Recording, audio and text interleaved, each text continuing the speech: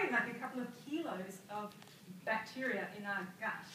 But our gut flora is not just isolated to there. We've got microbes running all over our body, in our eyes and ears. We're actually more microbes than anything else. So it kind of is a surprise that we don't give it as much attention. Well, it's pretty much overlooked in the big scheme of current understanding of health. So the roles of the gut flora are it protects us from invaders, it helps the health and integrity of the gut, which we'll talk about, and it helps for appropriate digestion and absorption, for vitamin production. So this is not only being able to assimilate the nutrients, but the body actually has the ability to make a lot of its own nutrients as well. You need good gut flora to help you with detoxification and also for your immune system. So, before we move on to this, so the purpose of the GAPS nutritional protocol is to heal the gut, restore the gut flora, and remove the toxicity out of the body. So I use a wide variety of food as medicine kind of based programs for clients. And as I said, everyone has different needs and they all want to move forward in different ways. And so this program may or may not be appropriate for you. You know, it's I'm offering it as an option that you perhaps may not have considered before. So I love the GAPS program because it's unique in that it combines two genres of healing that are sometimes a little bit linked to each other. So you've got on one hand the traditional Chinese medicine, which is my original training, and it's the dietary protocol is very similar to Western Price, and in the TCM, what you'd be prescribing to help nourish and build and heal the digestive system, and then you're combining that with your cleansing and detox protocols. And these are all very trendy at the moment in the raw food movement. So sometimes either of them independently are highly beneficial. However, in this program, in integrating them together, you've got a really powerful program.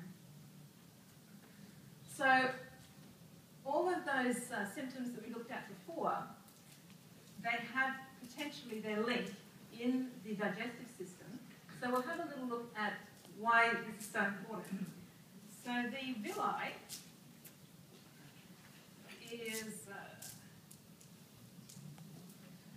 has an absorption surface around it. It has like finger-like protrusions.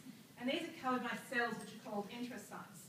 And these complete the digestive process and absorb the nutrients from the food. Now, on top of each of these enterocytes is covered by a thick layer of hair, and these are called microvilli. And on each of these hair, the enzymes are sitting. So these are enzymes that accomplish the last steps of your digestion. Now, the enterocytes work very hard. They have to do their job very efficiently. And Mother Nature is very clever. So she's organised it in a really marvellous way. So each of these enterocytes, they only live for a few days. And the cell regeneration process in the gut is very active. So the enterocytes are constantly being born at the bottom. They slowly travel up to the top of the villi, doing their job in the digestion, absorption, getting more mature on the way. And when they reach the top, they get shed.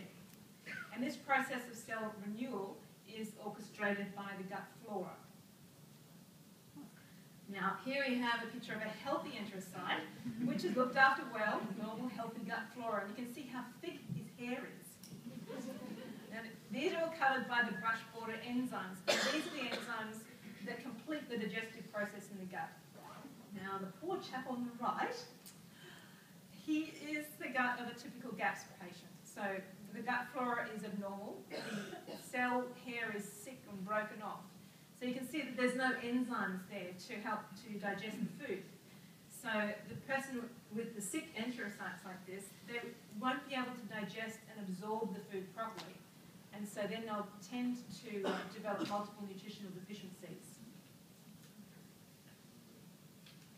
So the damaged gut wall, when the gut flora is abnormal, the gut deteriorates because it's not looked after properly. So then the pathogens and the toxins that they produce that damage the enterocytes, and you've got what they call tight junctions. Now the tight junctions are maintained by very special proteins, and these are held together with like a glue. But the problem is that the pathogenic microbes from the abnormal gut, they actually can loosen and open those tight junctions so they become porous and leaky. And this is where you get the substances coming through into the system that shouldn't be there. The immune system comes in, finds these partially digested foods and reacts to them, and you've got your food allergy or intolerance developing.